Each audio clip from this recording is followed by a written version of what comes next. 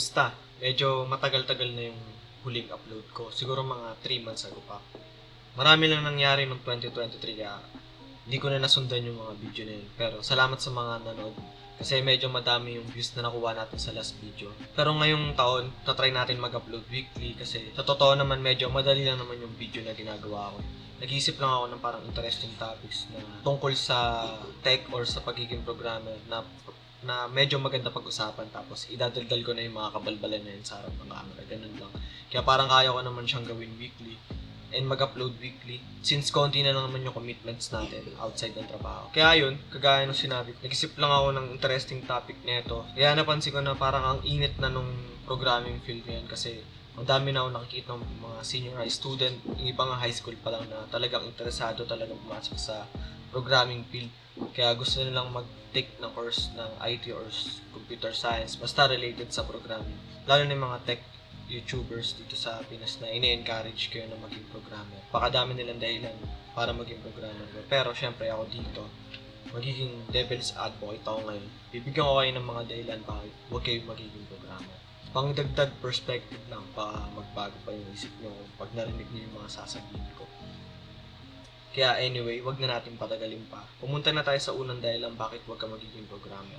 Unang dahilan, yung lifestyle. Malamang marami na kayo napanood, mapa-local man or international na mga programmer na gumagawa ng day in the life videos nila. Sino bang hindi ma-encourage dun sa mga ginawa nila since most of the time wala silang ginagawa. Hindi sila masyado nagtatrabaho, tapos kumakain-kain lang sila. Yung iba nga naglalaro lang sa office or pag work from home naman, parang nakatambay lang madalas. Pero sigurado ako, sa ilang taon na pagtatrabaho, yung lifestyle na ganun, parang hindi talaga nangyayari yun. Kasi most of the time, nakaupo lang talaga kami mga programmer. Nag-iisip kung paano gagawin yung task na binigay sa amin. In short, nagtatrabaho kami lagi.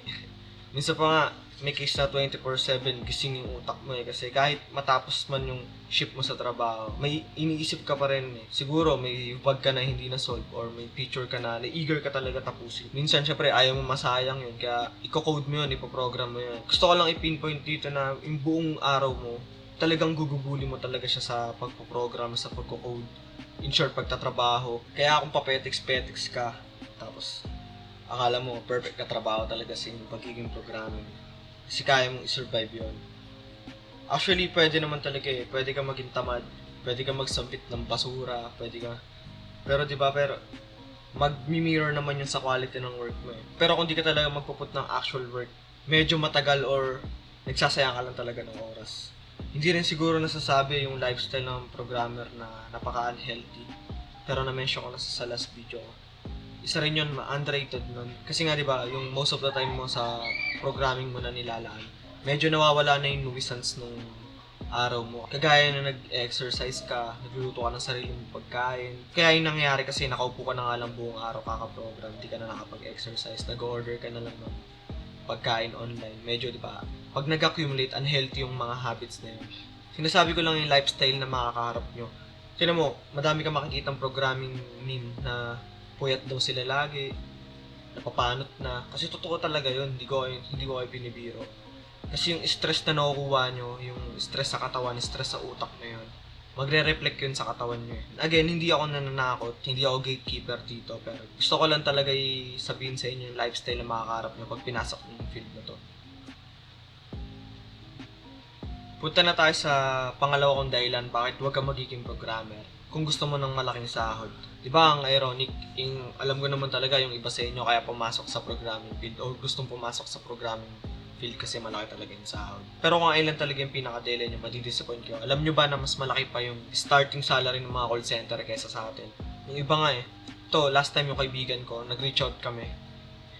May 2 years experience na siya pero minimum pa rin yung sahod niya. Siguro pwede mong sabihin na hindi maganda yung salary negotiation skills niya pero hindi lang sa kanya nangyayari yun. Marami pa rin programmer na nasa minimum range pa rin ng sahod, lalo na yung mga nagsisimula pa lang. Insurable ako matatalo pa kayo ng mga entry level na mga call center. Mahirap talagang i-correlate yung skills mo sa sahod kasi may mga magagaling naman talaga pero underpaid pa rin. Kaya nga nauso sa field na to yung job hopping. Ayun naman siguro, pampalubag loob, maganda naman dito sa field natin. Mabilis talaga yung parang paglaki ng sahod. Nangyari sa akin yun. Parang every 6 months pwedeng tumaas ang sahod mo. Basta masipag ka makipag-negotiate. Siyempre, kailangan pa rin may knowledge or solid knowledge and skills ka na ipapatunayan sa mga next employer mo. And straightforward lang yung number to. Kung nandito ka talaga sa malaking sahod, huwag ka na maging programmer. Lalo na pag hindi mo masusurvive yung mga unang phase ng karir mo na nagsisimula sa mababang sahod. So, itong pangatlong dahilan kung bakit huwag ka magiging programmer. Mahirap tong i-justify pero sa mga totoo talaga to. Huwag kang magiging programmer pag wala ka talagang interest sa technology at all. Pwede mong sabihin na mukha kang pera pero wala kang interest sa programming, magagapang mo siya. Pero mahirap mag-survive dun.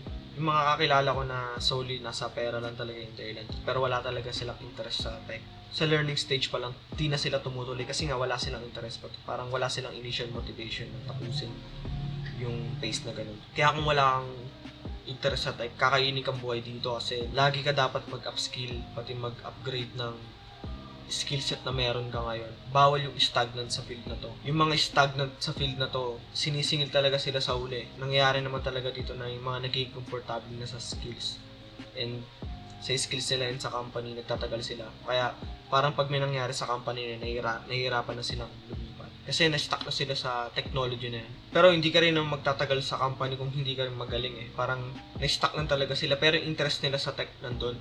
Kaya kung papasok ka sa field na to, na bago ka pa lang, wala ka pa talagang alam sa programming, tapos wala kang interest sa tech, kasi hindi ka talaga makakasurvive. And dagdag ko rin, yung hindi lang interest din sa tech yung kailangan, medyo curious ka sa pag-solve ng problems, hindi yung math problems na pag bumili ka ng isang apple, tapos binawasan ng dalawang apple, hindi yung mga ganun, parang yung mga problem na mai-encounter mo na gusto mong solusyonan, mga practical problems. Tapos, yung mga problem na yun, susolusyonan mo via app or via website kung ano yung trip mo. Hindi lang naman yun yung solution pero pwede mo idaan sa mga ganun. Doon madedevelop yung doon madedevelop yung passion mo eh. Pero hindi naman siya hindi naman siya parang huli na pag wala kang interest sa tech na napapag-aralan. Siguro medyo i-introduce mo paunti-unti yung sarili mo sa tech para matutunan mo siya or magkaroon ka ng general idea.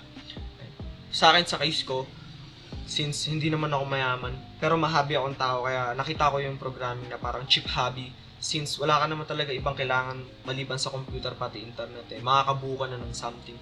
Yung curiosity ka na bumuo ng mga ng mga bagay. Although hindi ko siya na-translate sa mga physical or hardware, pero na-translate ko siya sa programming. Kaya gumubuo ako ng mga website or application. Noon yun, nung senior high pa lang ako noon, hanggang college, lagi talaga akong bumubuo ng mga projects. Kaya nung nagtrabaho ko, medyo hindi na ako nahirapan sa transition kasi nagpo-program naman talaga ako, bumubuo ako ng something. Kaya kung estudyante ka, tapos gusto mo maging programmer, dapat mabuild mo yung habit na yun, mabuild mo yung interest na yun, kasi hindi ka talaga makakasurvive hanggang dulo. So ayun yung mga dahilan ko. 3 lang yun. And sandali lang, at least may nasimulan tayo ngayong January na video. Hintayin nyo next week, meron pa tayong upload na medyo interesting na tayo. Ayun lang guys, see you, thank you.